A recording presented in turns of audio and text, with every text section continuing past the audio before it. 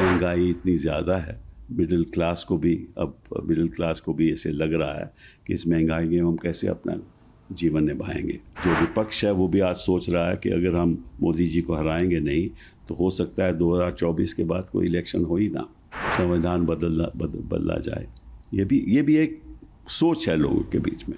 बिल्कुल महंगाई एक मुद्दा है, लोग चुप हैं, लोग डरते हैं, लोग अपनी बात, जो दिल की बात है, अपनी मन की बात सामने नहीं रखते। और 2024 में जब वोट करने जाएंगे तो वो बात वोटों के द्वारा सामने आ जाएगी। तो आपको लगता है सर कि जो ये मूव लिया गया 200 रुपये घटाने का, इसको हालांकि प्रचारित भी किया जा रहा है कि एक राहत बड़ी मिली है, लेकिन अगर हम राजनीतिक मैं आपसे पूछना चाहता हूँ, गरीबी इतनी ज़्यादा है आज के दिन कि 900 रुपये अभी किसके पास है, किस परिवार के पास है कि सिलेंडर पहले तो आप सिलेंडर का दाम वाम दो तो इंस्टॉलमेंट्स में, फिर हर नए सिलेंडर पे 900 रुपया। गरीब आदमी के पास इतनी ताकत है ही नहीं।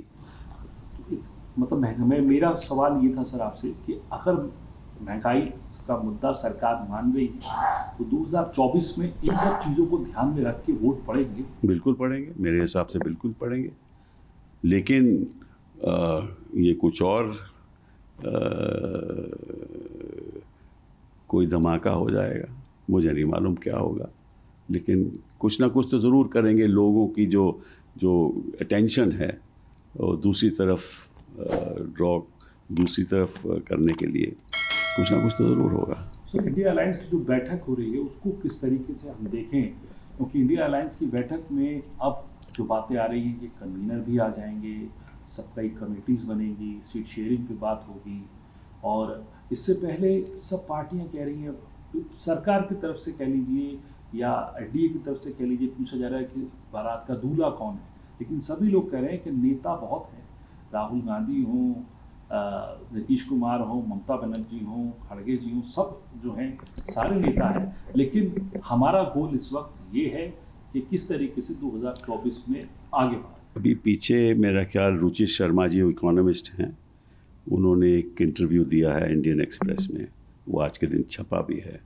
अगर उस पर आप गौर से पढ़ोगे तो उन्होंने कहा है कि 2024 की लड़ाई will be Modi versus Modi. क्यों वर्सेस मोदी?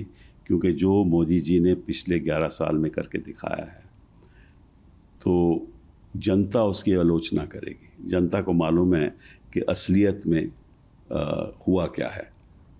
गरीब आदमी तो गरीब होता जा रहा है, ठीक है ना, और महंगाई इतनी ज़्यादा है, मिडिल क्लास को भी ऐसे लग रहा है कि इस महंगाई में हम कैसे अपना जीवन निभाएंगे।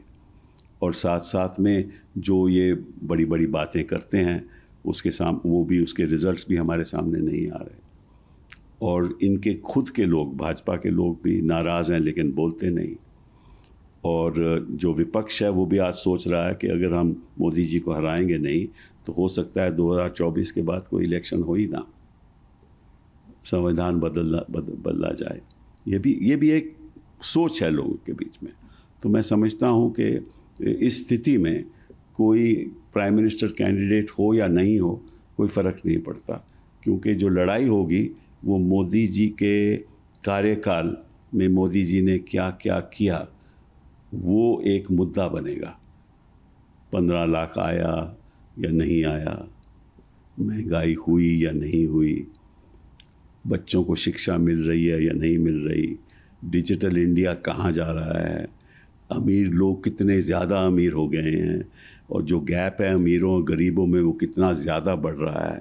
ये मुद्दे देश के सामने आएंगे। महिलाओं के लिए क्या हो रहा है, जो अराजकता बढ़ रही है, जो कम्युनल टेंशन बढ़ रही है, जो हिंसा का माहौल बन गया है, जो बच्चे भी उस संदर्भ में भाषण देने लगे हैं, और बिना सोच समझ के जो सरकारें हैं वो जो प्रोसेशन हो रहे हैं वीएचपी के और ये इन लोगों के बजरंग दल में, उस पे रोक नहीं लगाई जा रही, कम्युनल एजेंडा बढ़ाया जा रहा है।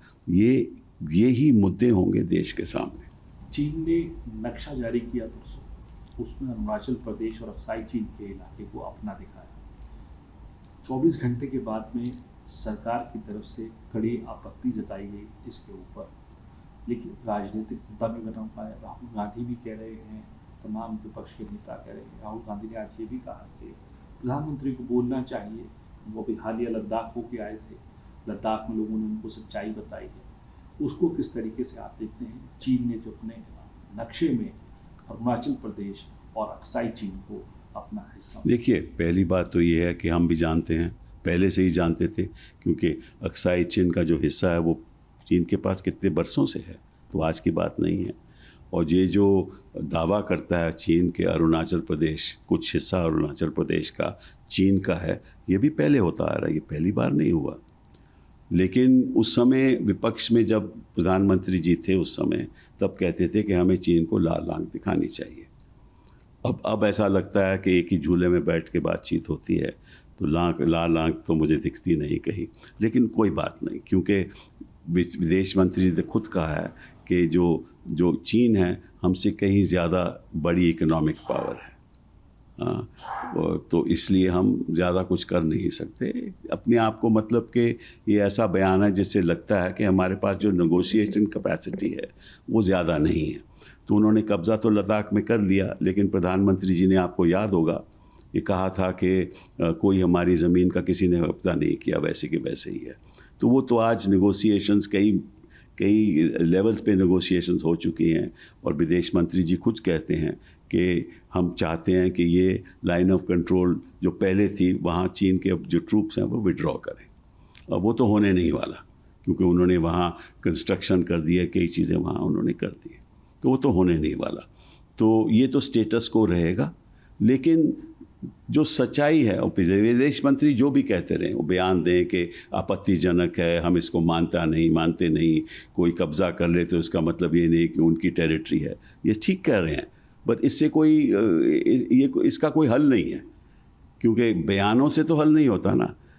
हल तो तभी होगा आप एक बड़ी इकोनॉमिक पावर बनो, तभी हल होगा, तभी आप सामान्य तरीके से उनसे बातचीत कर सकते हो। वो तो है नहीं। और प्रधानमंत्री जी को अब देश को संबोधित करना चाहिए कि लद्दाख में असलियत क्या है, कितने किलोमीटर, हज़ारों किलोमीटर चीन का कब्ज़ा है। इतना तो सत्य जनता को बताना ज़रूरी है, मैं समझता हूँ।